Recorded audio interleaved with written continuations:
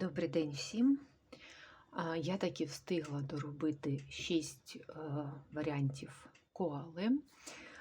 Це, мабуть, єдиний недолік, коли використовуєш тонку нитку на кошиках, бо тут рекомендований гачок 4, а я беру взагалі 3, щоб були жорсткі стінки, і доводиться вив'язувати багато рядочків, щоб отримати потрібну висоту. От тут, наприклад, всього 20. Якщо б в'язати це на, наприклад, трикотажної ниці, то за 20 рядів можна зв'язати такий нормальний собі кошик для, наприклад, ванної кімнати, а виходить лише ось такий маленький. Але мені подобається те, що тонка нитка дає змогу зробити більшу деталізацію. Ну, на коалах, наприклад, це не дуже видно, а от на вовках тут всього на мордочку пішло 1, 2, 3, 4, 5 рядів, але мордочка виглядає більш акуратною. Тому ось так страждаю з тонкою ниткою. Так, до коал.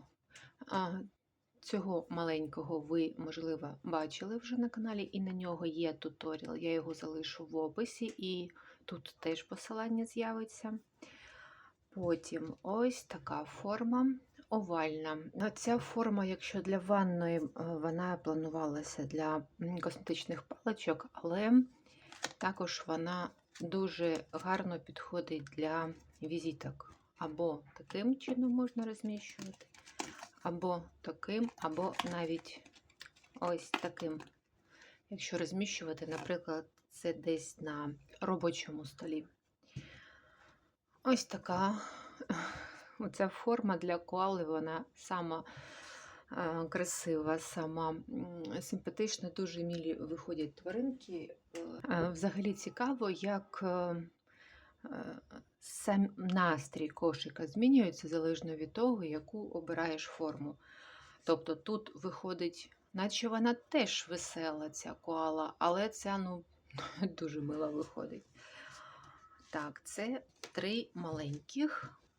Це якщо ми прикрашаємо стіл. Пізніше покажу, які можуть бути варіанти. Так, велику, круглу.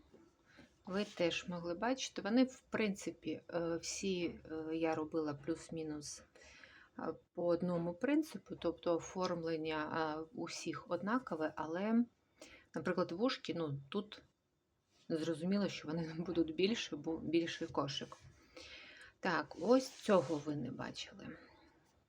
Цього кошика ви не бачили, я його зробила не так давно. На стіні виглядає дуже прикольно, особливо, якщо комбінувати з якимись тваринками більш яскравого кольору. Це я теж пізніше покажу.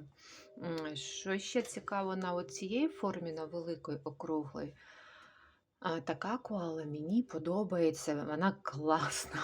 А от такої ж самої форми вовк, він трошки втратив свій настрій. Не знаю, я ще над ним подумаю, може треба йому брівки якось змінити, чи може треба посмішку зробити, але він якийсь мені самий сумний. Навіть якщо поєднати з малим, він якийсь сумний виходить. Щось йому не так, треба над ним ще попрацювати. Так, і той, кого ми чекали, це оцей овальний кошик. Вушки тут трошки менше, теж довелось підбирати розмір і кількість рядів. Це під косметику, щоб поставити, наприклад, сюди або памперси, або іграшки, якщо це буде як інтер'єрний кошик. І що ще цікаво, я звернула увагу, коли робила різні розміри тої самої тваринки. Не завжди форма підходить під тваринку. От ці коали, маленька ще трошки так нормально, і ще тримається, а оця вже трошки впізнаваність втрачає, бо ми привикли, що у коали кругла така голова, кругла мордаха. Але, в принципі, можна зрозуміти, хто це. Можливо, ще додам сюди чубчик, як у малої, і тоді вона стане ще більш впізнаваною. Так, давайте дивитися, як це буде все в інтер'єрі. Наче кадр налаштувала. Це кругленька. Так. Квіточка з квіточкою.